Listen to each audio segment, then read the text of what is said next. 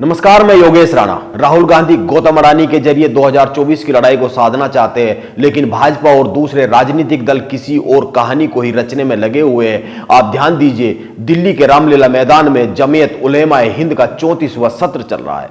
इसमें जमीयत प्रमुख मौलाना महमूद मदनी ने कुछ बातें कही है। इन बातों पर ध्यान दिया जाना चाहिए। मदनी ने साफ साफ कहा है कि यह देश जितना प्रधानमंत्री नरेंद्र मोदी का है, आरएसएस प्रमुख मोहन भागवत का है, उतना ही यह महमूद का भी है।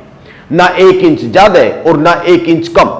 मदनी ने एक बात और कही है। उन्होंने कहा, यह धरती खुदा के सबसे पहले पैगंबर अब्दुल बसर सईद आलम की जमीन है, इसीलिए इस्लाम को लेकर यह कहना कि वह बाहर से आया है सरासर गलत और बेबुनियाद है। इस्लाम सबसे पुराना मजहब है। अब मदनी की इन बातों से एक बात तो साफ साफ हो जाती है, और वो है कि उन्होंने संघ के हिंदू राष्ट्र की अवधारणा को सीधे सीधे चैलेंज किया है।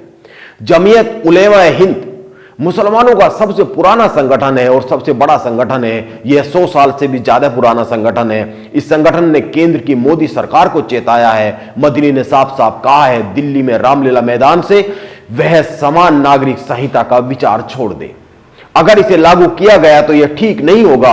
अब 2024 के लिए भाजपा के एजेंडे में जो सबसे 3 बड़े हथियार है, सबसे प्रमुख उनमें से एक समान नागरिक संहिता, 2 हिंदू राष्ट्र की अवधारणा, क्योंकि अभी तक भाजपा की राजनीति हिंदुत्व पर आधारित रही है, लेकिन राम मंदिर के निर्माण के बाद यह राजनीति यहीं पर समाप्त हो जाएगी, यह साफ सी बात है। इसीलिए इसकी अगले पायदान पर पहुंचना बहुत जरूरी है, और वो अगली पायदान है हिंदू राष्ट्र की अवधारणा, और इस पर काम करना, और इस पर हिंदुत्व की राजनीतिक लाइन पर मौजूदा माहौल में तो आगे बढ़ा नहीं जा सकता है, इस पर सनातन धर्म की राजनीतिक लाइन पर ही आगे बढ़ा जा सकता है। और तीसरी बात, जमीयत के अधिवेशन में सबसे ज्यादा बातें किन मुद्दों पर की गई, इस पर समझना चाहिए, इस पर ध्यान दिया जाना चाहिए। इनमें समान नागरिक संहिता के साथ साथ इस्लामोफोबिया, मदरसों के सर्वे, 3 तलाक खत्म करना, हिजाब मुद्दा, मुस्लिम पर्सनल लॉ में हस्तक्षेप, इन मुद्दों पर सबसे ज्यादा बात हुई और इनका विरोध किया गया। और भाजपा भी लगातार इन्हीं पर काम कर रही है, इन्हीं के जरिए 2024 को साधने का प्रयत्न कर रही है। यानी यह तय है कि 2024 के लिए एक संघर्ष पैदा होने की उम्मीद सीधे सीधे बनती दिख रही है मुस्लिम संगठन और केंद्र सरकार की नीतियों में। जो नरेंद्र मोदी की नीतियां हैं उनमें और मुस्लिम संगठन में एक संघर्ष की दिशा बनती हुई साफ साफ दिख रही है।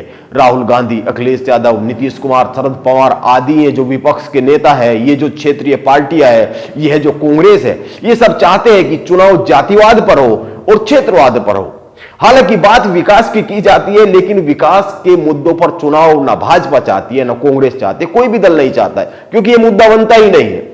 यह सेंटिमेंट्स पर चुनाव लड़े जाते हैं, और सारी सीधी सी बात है, विपक्ष के सारे दल जातिवाद और क्षेत्रवाद पर चुनाव को टिका देना चाहते हैं, ताकि जातीय ध्रुवीकरण हो, सांप्रदायिक ध्रुवीकरण ना हो। लेकिन मदनी की बातें साफ साफ बता रही है कि चुनाव अडानी पर नहीं, सनातन धर्म, इस्लाम और कॉमन सिविल कोड पर टिकते हुए दिख रहे हैं। इसीलिए राहुल गांधी बेवजह ही अडानी पर मेहनत करते हुए दिख रहे हैं। यह एक साफ सी तस्वीर है 2024 के चुनाव को लेकर। नमस्कार, आप बने रहे मेरे साथ।